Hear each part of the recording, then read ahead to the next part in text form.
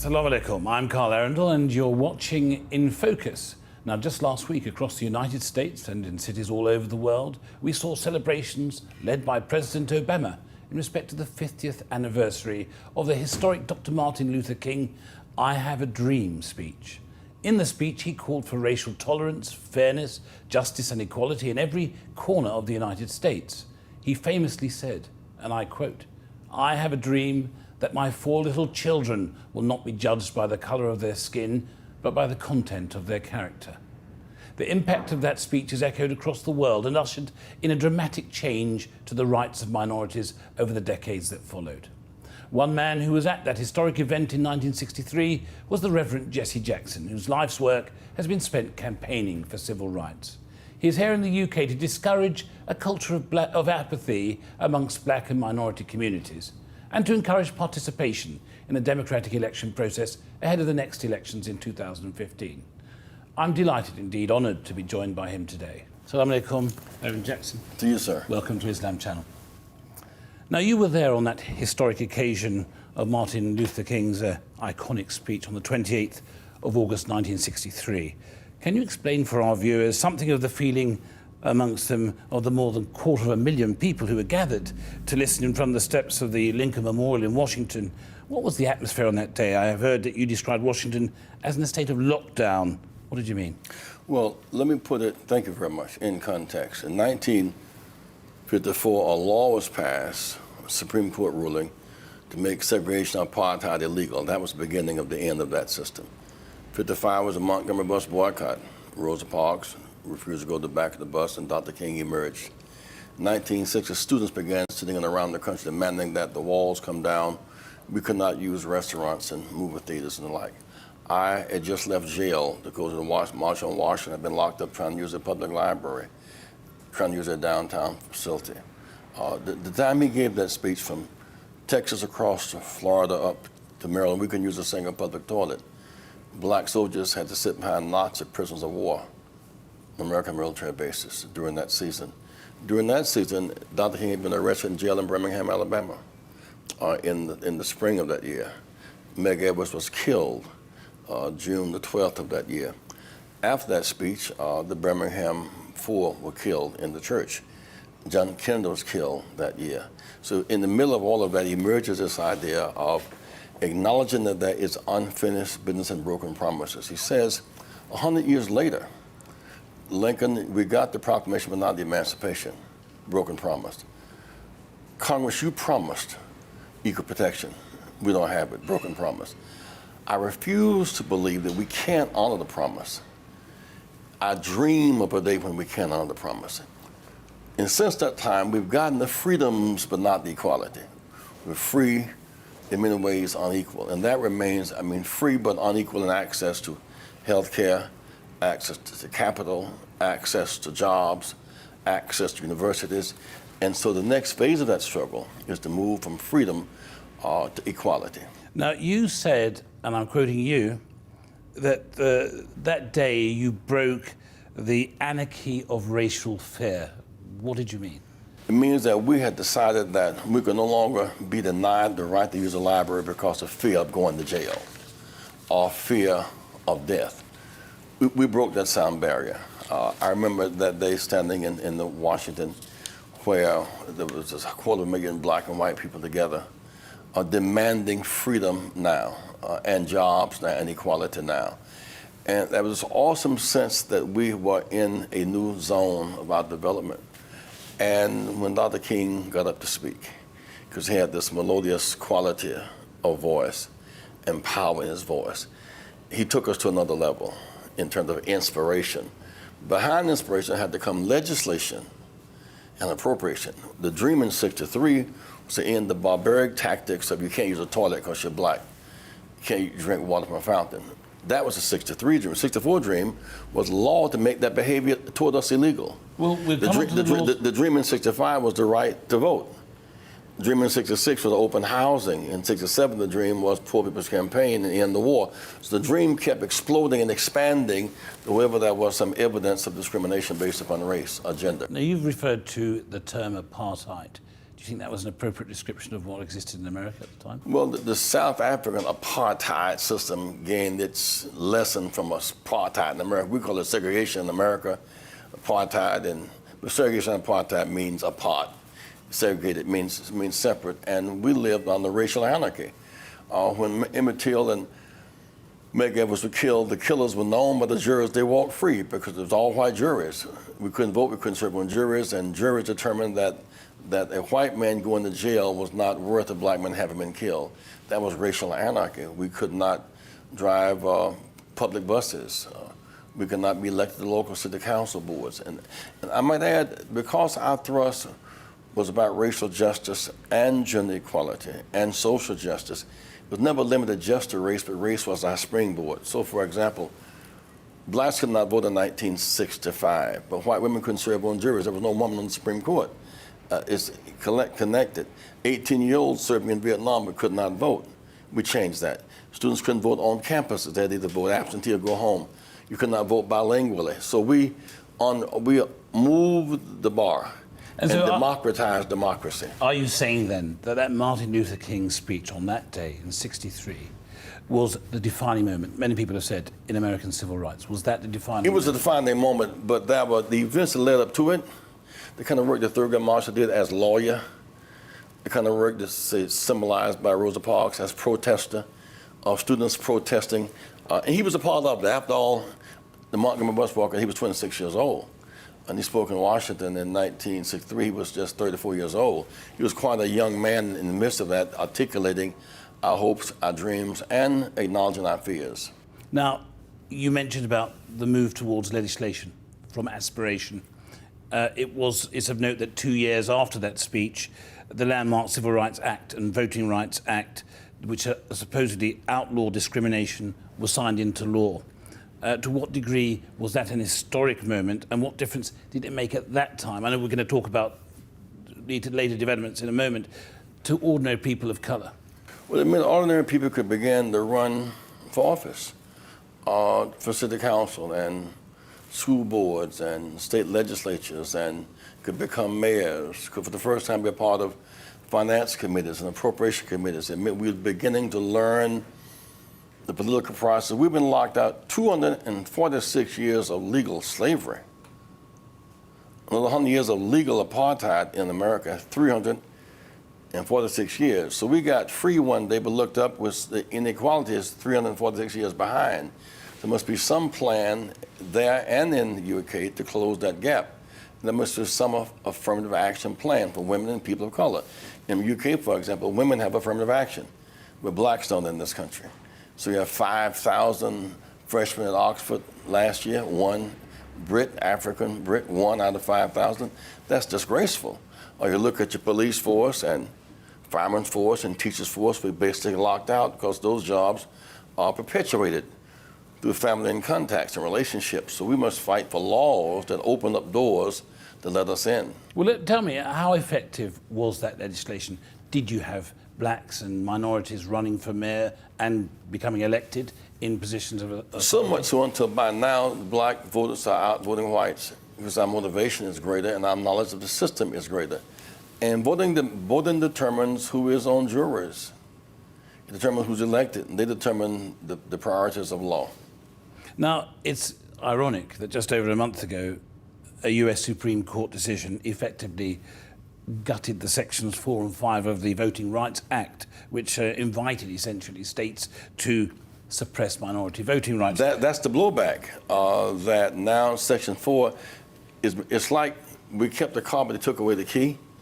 It makes it difficult to turn the car on, to make it happen again.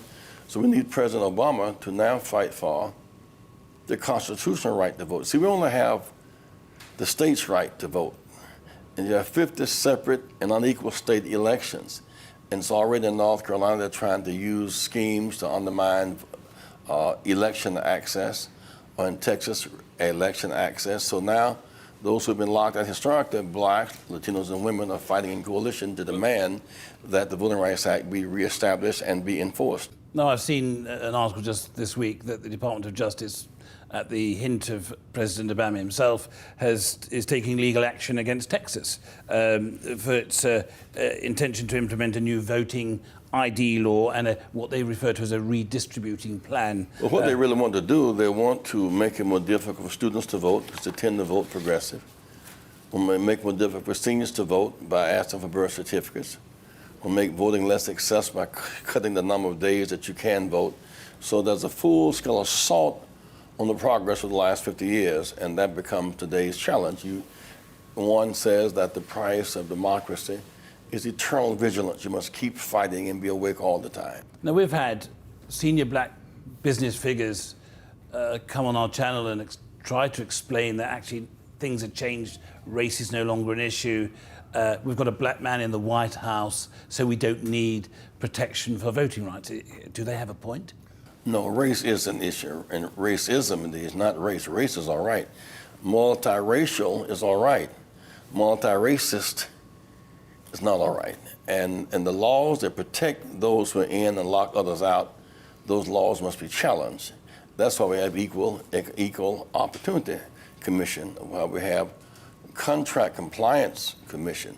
That's why we have Voting Rights Oversight Commission. Why we need there and you need here a commission on human rights that gives an annual official report of measuring where human rights are within the country for women, people of color, and those who have been locked out historically. Now, obviously, with the election of the first black president in the history of modern America, there were great expectations, but they continue years into second term to be record and disproportionate numbers of young black men in the US jails. And it's a matter of fact that blacks are twice as likely to be unemployed as their white counterparts. Drugs and guns continue to plague black communities. Has the US President Obama, as a black man himself, done enough to stem the downward spiral in the fortunes of American black young men? He is the pilot of the plane. He did not make the plane. Maybe some expectations were unrealistic to the extent that because he is president, the more Americans are insured now. That's been a big fight. Should not have been, but it is a big fight. We were at a minus 4 million jobs, but now in the plus category, more people have been hired since he's been president. The auto industry, which was going down the drain, has bounced back to number one again. We're out of Iraq in terms of our troops there. So we've seen some noticeable change, but the resistance to change has been so strong, and the resistance to him as president has been so very strong. And so we know that blacks are disproportionately in the jails. 2.5 million Americans in prison, 55% are black. About 9 million are registered on marijuana, about 500,000 blacks a year. And so we are facing the impact of profiling, arrest, and incarceration, and that is kind of unfinished business. Now, the world watched with horror when they saw the case of Trayvon Martin. What did it mean to you as an American black man and to other US citizens across different races? Were US citizens divided along colour lines as with the O.J. Simpson case over the verdict finding George Zimmerman not guilty of the tragic killing of an unarmed teenager? Let me say, while Trayvon Martin is the symbol of that behavior, 136 black men unarmed were killed last year, 136. Either by police or vigilantes or by security guards. In the case of Trayvon, it may have leaped out because a kind of perfect storm of violence. That is to say, young boy walking home in his neighborhood, unarmed, attending to his business. Security guard assumes he's not in his neighborhood. He was in his neighborhood. Security guard sees him and ends up being in a confrontation and kills him, and then walks away, describing to police why he had to kill him. And they accepted that. And when that finally eked out some weeks later, as a matter of fact, that is when we marched and got Zimmerman in the court process. And even in that process, based upon stand your ground laws, in fact, he walked free. And so it was the ugliness, the injustice around it that made Trayvon become a symbol to the whole world of vulnerable, unarmed young black men being profiled, arrested, shot, and are killed. and that process continues because the profiling is not over. And New York City Mayor Bloomberg attempts to justify race profiling as well fighting crime.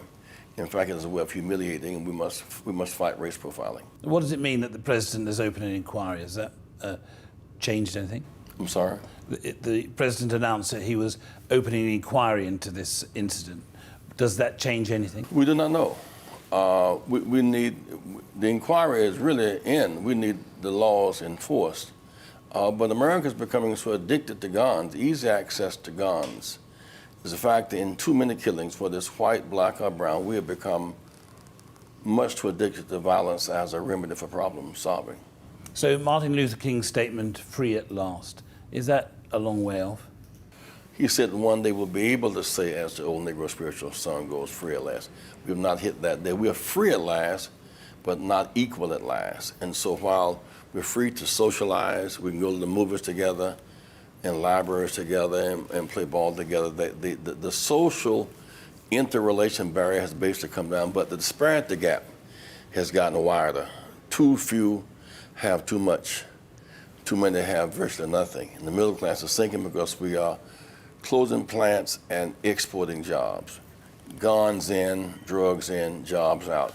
So we have some unfinished business to do because the unemployment gap, blacks 3 or 4 times unemployed at the rate of whites. The imprisoning gap, the lack of education gap, victims of home foreclosure gaps, those gaps must now be addressed. And right here in this country, we have freedom without equality. And you're not really free until you are, in fact, equal. And I was talking with Saul today, one of the great football players of the country. And the reason why we do so well on football, our baseball, our track, in spite of our backgrounds, on the field, the playing field is even. Rules are public, goals are clear, referee is fair, and the score is transparent. On those conditions, we do quite well. But beyond the field and access to health care, education, medicine, university, the field is not even. You'll forgive me to interject. I can't help but remember the days when the Olympics took place and Black Power fists were being raised. Indeed. It was in an environment where black athletes were being excluded from performing. Has that changed? Well, no, in the sense that black athletes are performing, but the issue is for athletes now, like beyond playing, is refereeing and umpiring and managing and owner and concession stands and contracts. We go beyond, as it were, just picking the cotton, but building the cotton and turning it into textile. We're now growing in our awareness of just how valuable our resources are that are in our bodies. Now, you're in the UK to support the British organisation Operation Black Vote, which says it's embracing Dr. King's appeal to encourage black and ethnic minority communities to engage with the political process ahead of the next general election. It's been said that statistics seem to support the fact that here in Britain, black people don't vote. Now, I can't help but reflect on what you just said a few minutes ago, that blacks are more likely to vote than whites in America, but it's completely the opposite here. Well, sometimes the candidate becomes a source of inspiration. When I ran, we had record numbers of voters voting for the first time. When President Barack ran, the numbers even increased. And so you need 2 things. One, to realize that the black vote in Britain, black African, Caribbean, and Indian vote is about 15+%. It will determine by 2015 the next parliament makeup and the prime minister. That's a new phenomenon. Just in South Africa, we saw Mandela go from prison to president. In America, we saw blacks go from being denied the right to vote to the White House.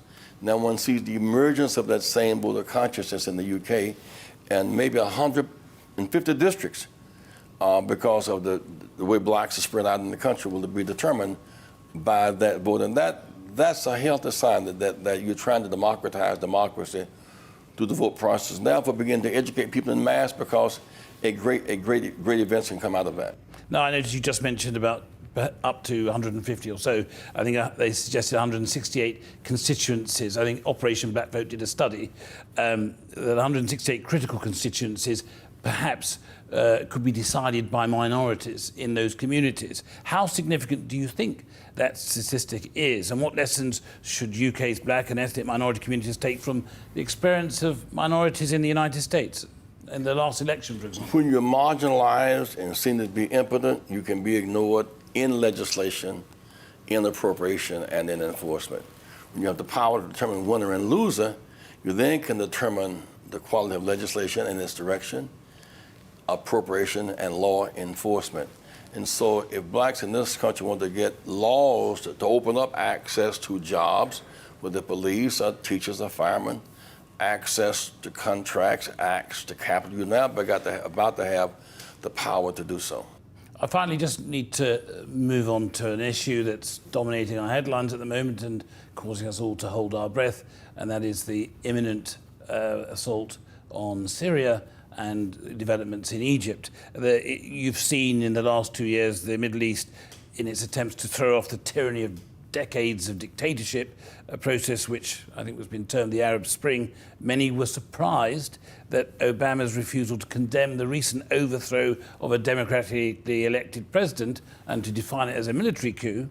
He's also made clear his intentions to launch what to many appears to be something just short of regime change in Syria. Because I mean, previously it was limited strike. Is the US president misguided in his actions, or is he being driven? I do not know. I do know that in Egypt that there was a people's rebellion, that was a democratic election. And that democratic election should have been supported. It was not supported if that was an overthrow of the overthrow. And they went from the fire into the frying pan. And therefore Egypt is in massive chaos today, and because we chose temporary politics over principled elections, and we should not do that. In the case of Syria, we hope that in the lull between the threat to attack Syria with missiles, there'll be some kind of diplomatic intervention to avert that crisis. It'll be easier to get in to Syria with those missiles than to get out. It has so many ramifications. That is, the Russians have bases in Syria. You have Putin saying no. The Iranians next door are saying no. The Chinese are saying no. Matter of fact, most of the world is saying no. And if we in fact go in that wise, it makes America very vulnerable.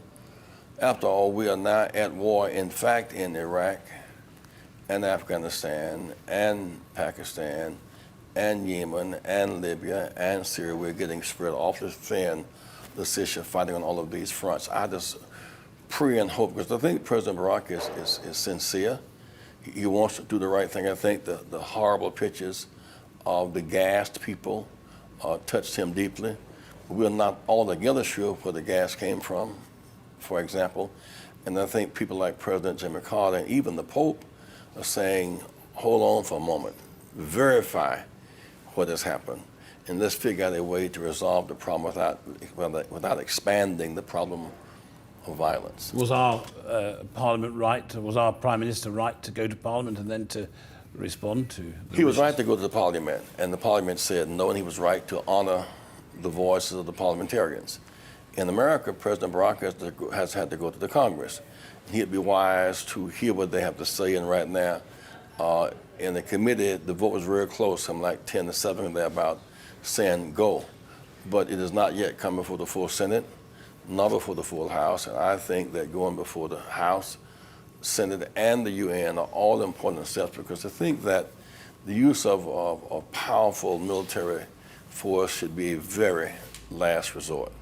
You're talking about $500 million to protect the no-flight zone, $1 billion to watch it a month, another $1 billion to search and watch for the chemicals. It'd be a very expensive, risky war. We know how to get in. We're not quite sure how to get out. So we pray for President Obama and pray for those who are in leadership positions to make the right decision. Hopefully we'll be protected ultimately by some intervention, hopefully diplomatic intervention, hopefully. Well, we won't have, I think, too long to wait to see what happens there. We won't have long to wait, and that's why I hope it happens even if it's at the 11th hour. One thing for sure, the dangers are multiplied by the intervention. They're not reduced, they're multiplied. And that's why in Dr. King's tradition we say, when we look at the crossroads of violence, we must go, it seems, another way. Reverend Jesse Jackson, on those profound words, I'd just like to say it's been an honour to have you here. Thank you very much for joining us.